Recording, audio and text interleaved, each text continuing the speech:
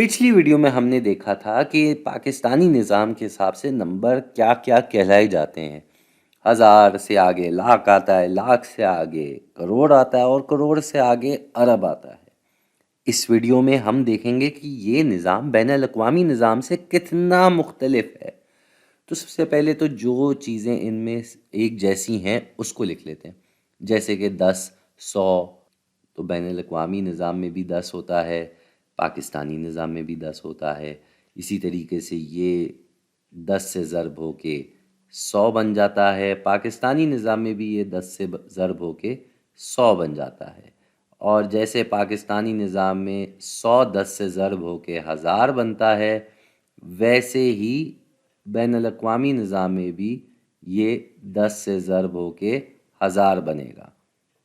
اب ہم اس کو جب مزید 10 سے ضرب کر کے 10,000 بنا دیں گے تو پاکستانی نظام میں بھی ایسا ہی ہوگا۔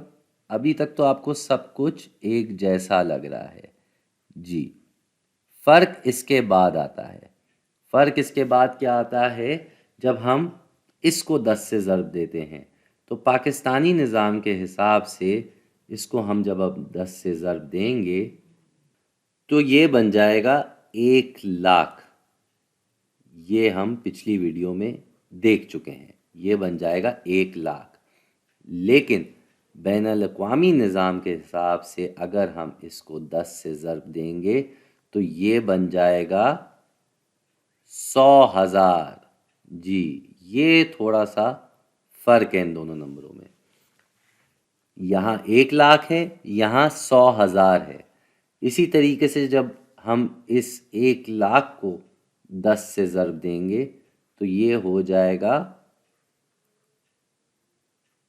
10,00,000۔ 10,00,000۔ لیکن اب بین الاقوامی نظام کے حساب سے جب ہم اس کو 10 سے ضرب دیں گے تو یہ اب اپنی حدود بدلے گا، اب یہ ملین کی حدود میں آ جائے گا جی۔ اب یہ ملین کی حدود میں آ جائے گا۔ تو فرق کیا آ رہا ہے؟ پاکستانی نظام میں 1000 پہ آنے کے بعد جب ہم 100 سے ضرب دیتے ہیں تو حدود بدلتی ہے، اور بین الاقوامی نظام کے حساب سے جب ہم 1000 سے ضرب دیتے ہیں تب حدود بدلتی ہے۔ ٹھیک ہے، اسی کو آگے لے کے چلتے ہیں۔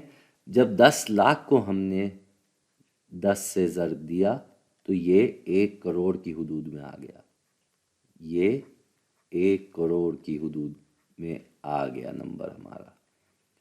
اور بین الاقوامی میں ہم ابھی ملین پہ تھے، تو ملین کو جب ہم 10 سے ضرب دیں گے تو یہ کتنا ہو جائے گا؟ یہ ہو جائے گا 10 ملین۔ جی، یہ ہو جائے گا 10 ملین۔ تو یہاں پہ دونوں جگہ پہ آپ غور سے دیکھیں تو صفر برابر ہیں، ادھر بھی 1 کے آگے 7 صفر ہیں، ادھر بھی 1 کے آگے 7 صفر ہیں۔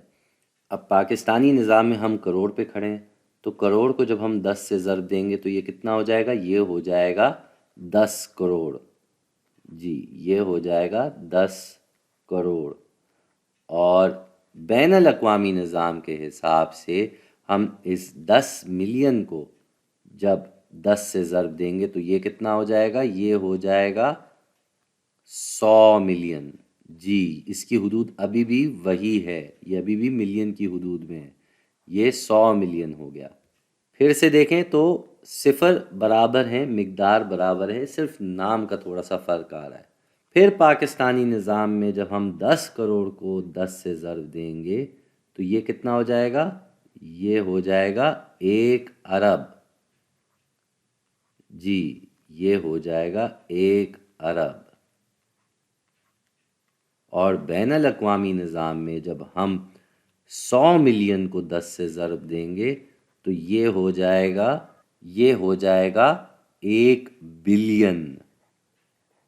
بلین، بالکل۔ تو یہاں پہ صرف اور صرف جو فرق ہے وہ یہ ہے کہ پاکستانی نظام میں ہم 1000 کے بجائے 100 سے جب ضرب دیتے ہیں تو حدود بدلتی ہے، اور بین الاقوامی نظام میں 1000 سے ضرب دینے پر حدود بدلتی ہے۔ یعنی کہ یہ جو حصہ ہے یہ لاکھ ہے، اور یہ جو حصہ ہے یہ کروڑ ہے، اور یہ ارب آ گیا۔ لیکن بین الاقوامی نظام میں ہزار کی حدود تھوڑی بڑی ہے، اسی طرح ملین کی بھی حدود بڑی ہے، اور بلین کی بھی۔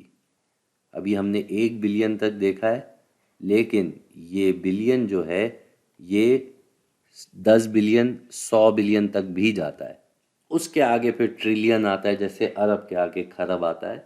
لیکن ان میں آپ کو یہ فرق اب تھوڑا بہت سمجھ میں آ گیا ہوگا۔